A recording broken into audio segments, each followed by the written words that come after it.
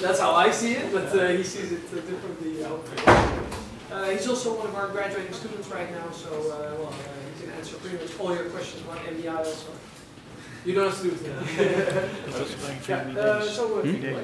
Okay, so well, my name is Joris Witte. I'm graduating right now. I'm writing my thesis. 2 years ago, I followed the course. 2 years ago. 2 years, yeah, 2 years ago. IT entrepreneurship, and in that case, I envy you. It really is one of the best courses you can take. And well, grass is always greener, so still I envy you in that way. I will be talking to you today about project management tools, because when I followed the course, there was no support in that way, because you are communicating a lot with each other, and maybe you're doing it through email, maybe you're using Dropbox, but that's not going to cut it if you, in the long run, if you're going to work that way. I did a Capital last year with Slinger about these tools. This is related to that Capital. But let's first dive into a bit of theory. The current state of project management. Traditional project management focuses on a single project in one location. So you can imagine one company has a certain project leader and project members from different departments, and they come together and they execute one single project. That's the old way. The new way is what we call distributed project management. Is about dealing with multiple projects performed in multiple locations. So you can imagine people from different geographical areas working together, people from different time zones even maybe, stuff like that. And then you can imagine it becomes much more complex very quickly.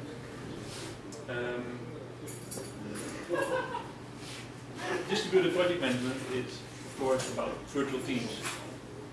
And usually distributed project management takes place in the form of SaaS solutions, which is easy because you all know what that is. Virtual teams. I found the definition. Virtual teams is a virtual team is a team that is made up of organizationally or geographically dispersed members who are linked primarily to advanced information and communication technologies. And essentially this is what you are.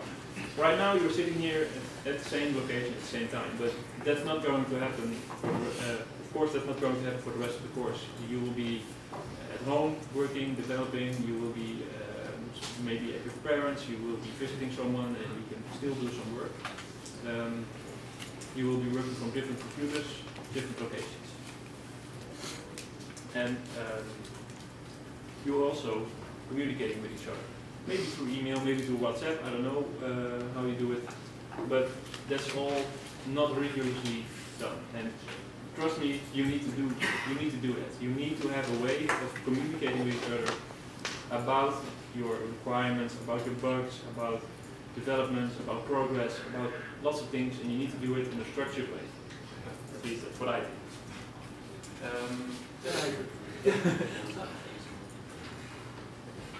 Okay, so project management tools allow you to better cope with, for example, knowledge management and knowledge sharing, traceability of decisions. I think that's a very important one because you imagine you can make a decision today about your product, and in 3 weeks from now, you run into the same decision, and then you were thinking about, oh wait, why did we make that decision? Why did we go for direction A and why not for direction B? And if you document such a decision, then in 3 weeks you will be able to look up how and why you made such a decision. Also, it allows you to deal with the multiplicity of roles. You can imagine you are small teams. Some of you are developers, some of you are designers, but you are helping each other out. Nobody is only a designer. Nobody is only a developer.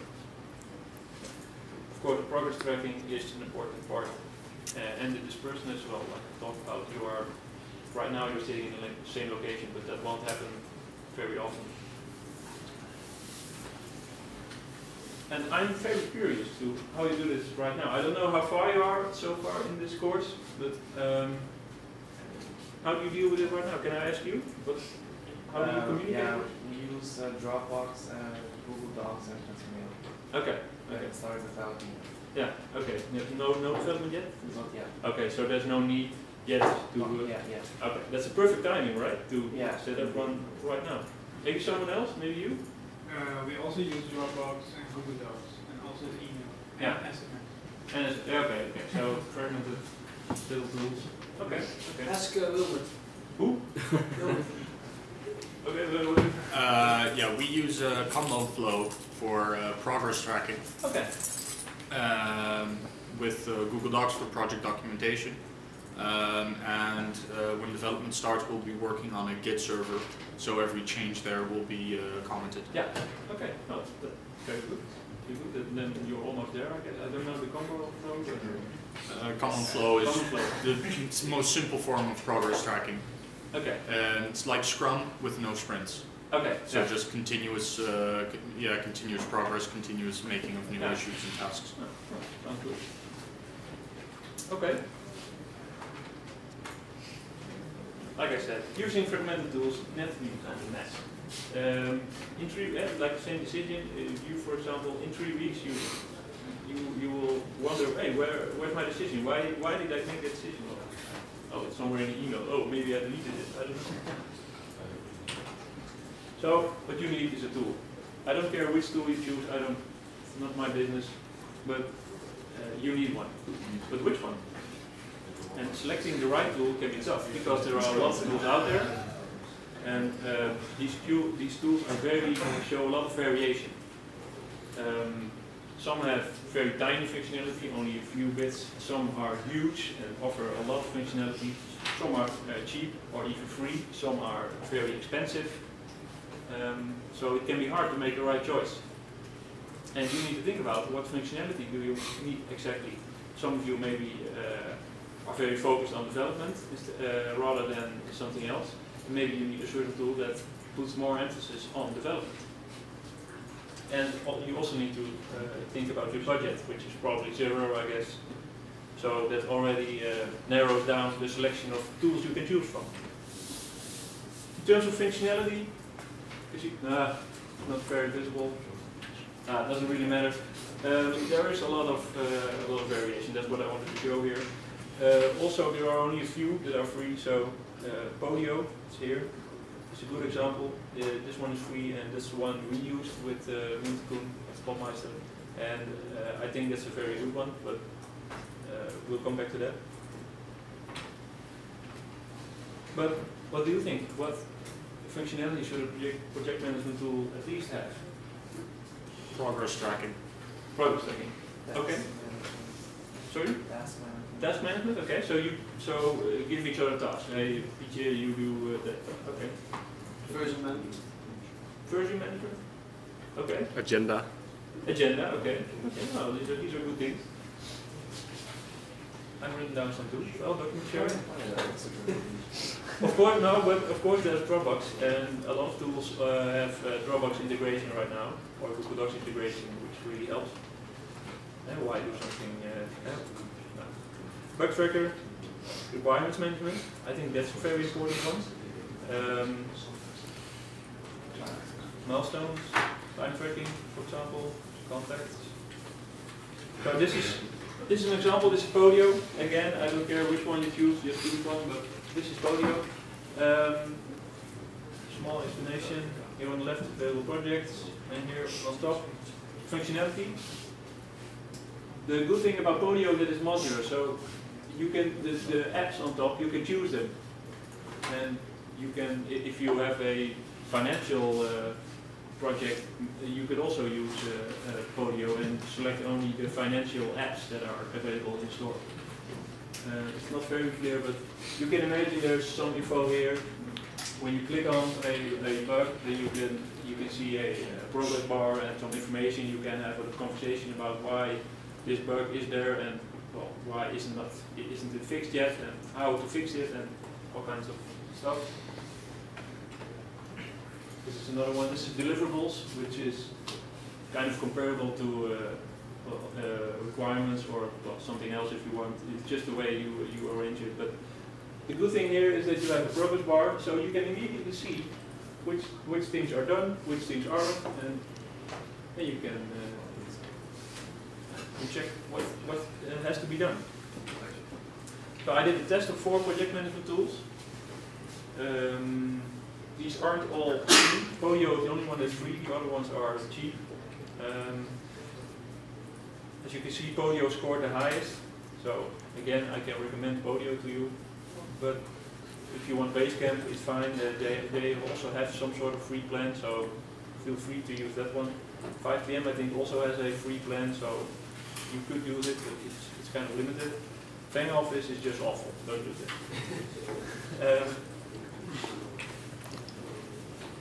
Well, this isn't rocket science, you know. You just need to use such a tool. It doesn't matter which tool. So my suggestion is spend some time to choose a tool, make a good decision, well thought of decision. Like I said again, using multiple fragmented tools can be tempting at first. Maybe, like you said, you are doing that at the moment. That's okay, but this is a good moment to start thinking about which tool you should use during the development process. And once you make a choice, be sure to check it regularly. If you only check it once or twice every 2 weeks, then it doesn't work. You have to, every one of your teams should check it maybe once every 2 days. Something like that. And I think that's it. Any questions? It's a cool little logo. Still some people recognize it. Yeah, good. Yeah. So one of the things I noticed on my previous employer who used Jira for everything, is that once you start making like a lot of use of it, you lose a certain amount of time in just updating Jira while you're working, just setting the progress bar to further, sending it to different people, etc. So how would you recommend dealing with this? How do you avoid having the project management tool become the project? Yeah, it starts with basically using your brain. We've had the same problem. When we started a meeting, we would immediately dive into our project management tool and talk about it. That's one way. Another way is to keep viewing it as a tool. It's a means to an end. It's not the end. It's a means, and you need to keep reminding yourself that it's just a means to an end, nothing more. So that's my tip. Straightforward, I guess, but. The Jira is a requirements management tool, right? Well, it's also a bug tracker, and yeah, it's a full project tool. Okay. But Jira, you can go everywhere. Yes, that's kind of what I find very dangerous about such versatile tools is that you can do pretty much anything with them, and you eventually want to do everything with them. Whereas if you use a single-purpose tool such as Common Flow or Git for version management, it can only do that, so it'll never distract you from whatever else you're doing. Yeah, and the way I view it is you shouldn't put common sense in it. Shouldn't put things outside common sense in it. Don't put any effort in it that you already know. Don't set the bar to 80 or 90 when it's already 70. You know, it doesn't really matter whether it's 70, 80 or 90. You know, it's almost done. That's what's important. Okay. Any other questions? No? All right, let's thank the speaker.